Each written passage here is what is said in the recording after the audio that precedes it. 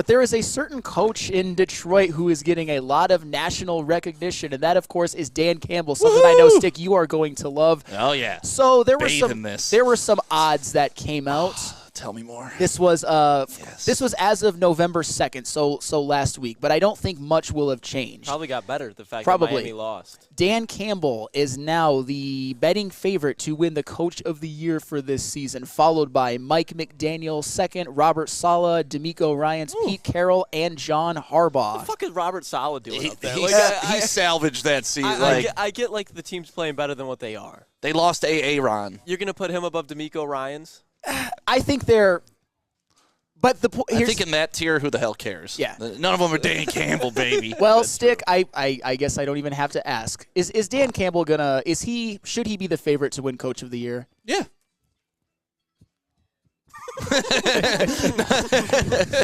That was a great segment. No, of course he should be.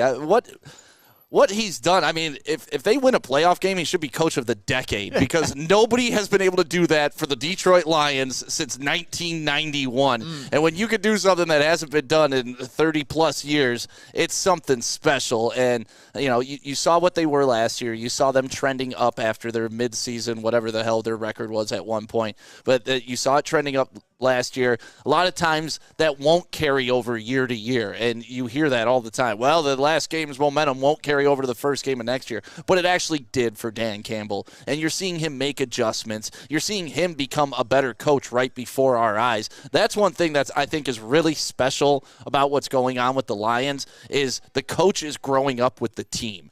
They didn't bring a guy in here that already had the rings and stuff like that, which I think we would all appreciate, right? A proven winner. But what they brought in is a guy that has messed up. He's done the wrong things early on, but he slowly evolved into an excellent game manager. Clock management hasn't really been an issue in a long time, and I hope it doesn't pop up this week. But with that being said, I think Dan Campbell has proven he's improved. He's gotten better. The team's gotten better. It's more consistent. They're a plug-and-play team now to where what I mean by that is they deal with injuries. It's a next-man-up mentality. Like, this program that they have together is damn good. And then if you don't give Brad Holmes GM of the year for what he did with this draft in the first two rounds alone. I mean, you saw those stats last time the Lions played. They put the 4 rookies up there. Laporta had a touchdown. Campbell had a ton of tackles. Branch was leading the team in tackles. And Gibbs played out of his effing mind. So that you got your GM of the year and you got your coach of the year locked up. I don't think either of them care about those accolades. No. I think they want that playoff win. Oh, yes. Lucas, is Dan Campbell going to be the 2023 NFL Coach of the Year? Should he be? Yeah, I mean, just based on the record and everything that Stick just said, but even the coaches outside of Pete Carroll and John Harbaugh who have been in the NFL for years, they both have Super Bowl rings. Those are already established great coaches. He has separated himself from every other coach that he's played, a sideline to sideline. Like, even Andy Reid, like, you can say what you want about the injuries in that game, but Dan Campbell went into Arrowhead, Campbellhead now, and he defeated Andy Reid, who is, without a doubt, in my opinion, right now the best coach in the NFL with Patrick Mahomes. So you have to give him credit for that. He's been on the road multiple times coming out with victories.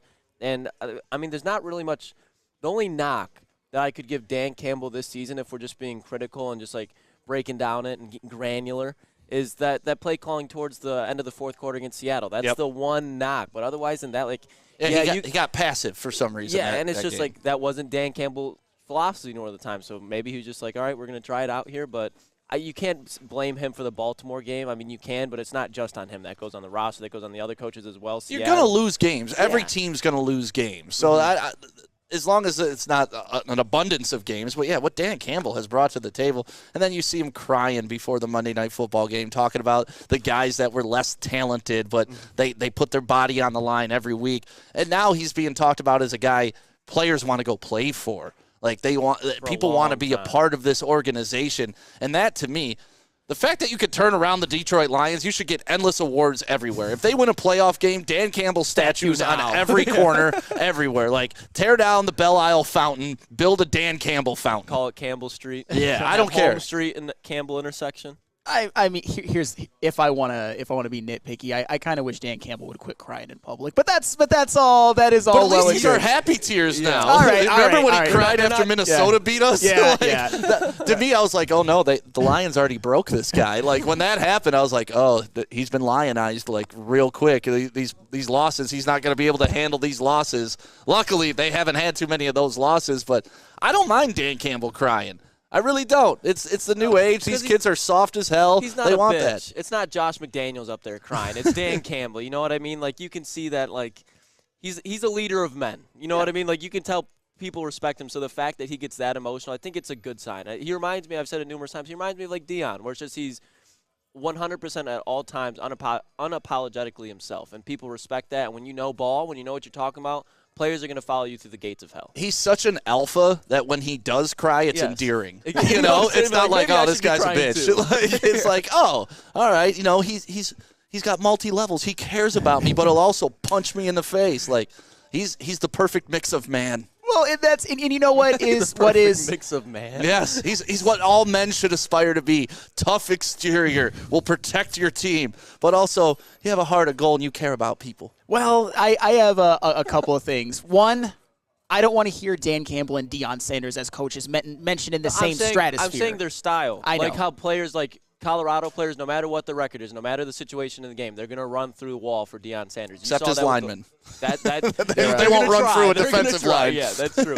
I'm just saying how like they're just you can't really compare them to anybody else's coaching style just because they are themselves. You can't really draw a comparison. And you know what? That is 100% fine. And I think the thing that's obviously endeared Dan Campbell the most is that they're winning. Dan Campbell has the fast track, I think, to be the best coach in Detroit Lions history and achieve that very, very soon. Honestly, pretty much as soon as they go far in the playoffs, maybe you could even say that. And I would tend to agree with you guys that Dan Campbell is, of course, the favorite to win NFL Coach of the Year. And one of the reasons is because I think this Lions team can win 13 games. Hell, could maybe even win 14. And I think he's a mortal lock if they get that. And then you look at Mike McDaniel. He's out of the race now. Yep. With that loss against the Chiefs, the Miami Dolphins have proven that they can't beat good teams not in Miami. That's just 100. I mean, that's just what the numbers say. Robert Saleh, I think it would take the Jets maybe winning 10 or 11 games or something like that, which I don't think is going to happen. I don't He give deserves up. to be talked about for keeping the team on track. He He really deserves- does. I mean, that's a very easy excuse to let this season go to the wayside, and they didn't let it happen. They beat the Eagles, dude. I get it. Give him some respect. I'm Yes. not saying he doesn't deserve any respect for Coach of the Year. Yeah, he's Come from Dearborn. Come on, you got to respect Saleh. You respect Saleh. I'm He's from Toledo. Yeah, well, we don't respect you.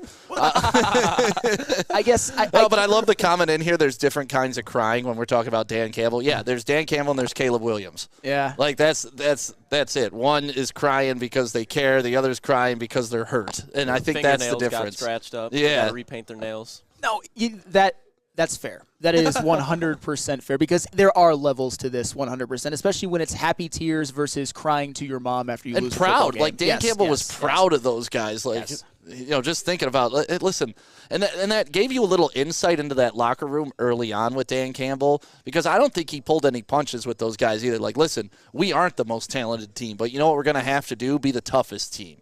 And those guys bought in. And even though we've cycled through pretty much that entire roster and all those guys are gone now, the fact that he appreciates those guys understanding, hey, you suck.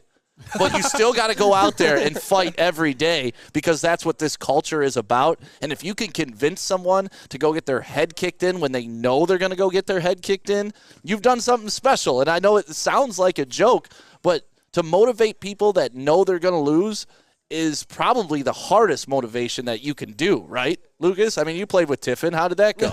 Hey, Tiffin was a fine program when I was Very there. fine. They were the. But you've played on bad teams. How hard is it to motivate bad teams? I mean, it's a player-to-player type of thing. Like if you have a bad team, a lot of times it's because you got a bad coach. Obviously, like injuries happen to what we were saying about Robert Saleh. But yeah, you're absolutely right. If you have no desire to go out there when you're losing.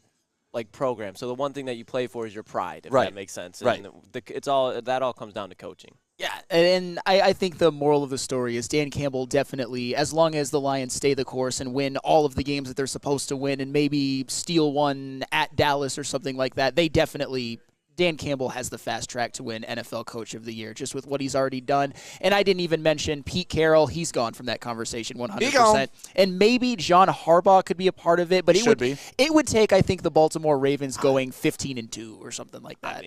GM of the year may go to Baltimore Ravens, because, even though Odell's not the biggest signing in the world, but they went out and got some pieces this year to help Lamar. Zay Flowers. Yeah, so they went out and pieced it together, and like we said earlier in the show, Baltimore looks like the scariest team in the league, period. Oh yeah, and then they took a couple of NFC contenders, took them to their building and waxed the Lions and the Seahawks, and that is incredibly impressive. All right, we're going to go to break, and coming up next, we're going to go a little bit more around the NFL, some things that you saw this weekend, some things you liked, maybe some things you didn't like. But first, Stick, if you have to get a good workout in, where